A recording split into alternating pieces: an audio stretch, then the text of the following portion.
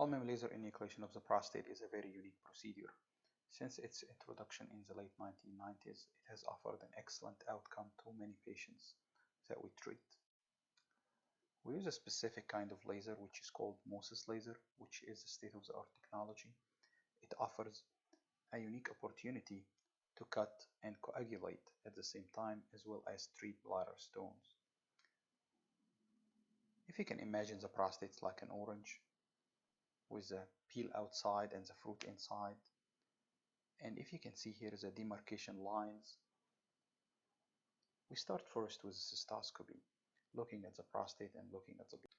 We start by making an incision at the 6 o'clock groove, and we take this incision in a very good way, and as we see here, the laser offers a perfect opportunity to cut and coagulate at the same time. After stopping any bleeders, we try to come around the orange. So using the laser, we start cutting and coagulating bleeding at the same time. And as you can see here demonstrated, it offers a perfect tool for stopping any bleeding. We come around, all around the prostate,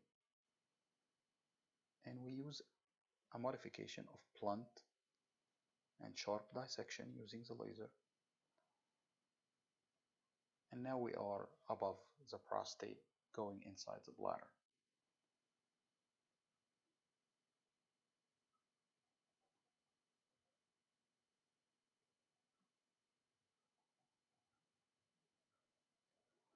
Separating the two lobes of the prostate the same way as we did at the 6 o'clock groove.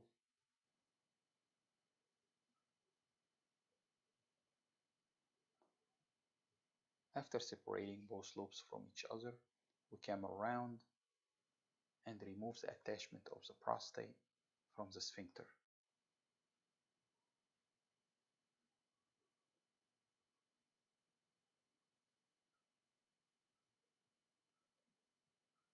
Once we do this step, we separate the lateral attachment of the prostate from the capsule under visualization, and then we push the prostate inside the bladder. After doing this, we separate the prostate from the bladder neck.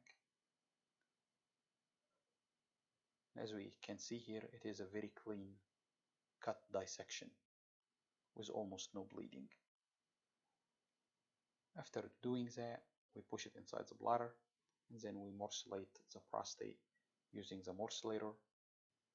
This is how the prostate and the prostate fossa looks like after the enucleation and morcellation technique.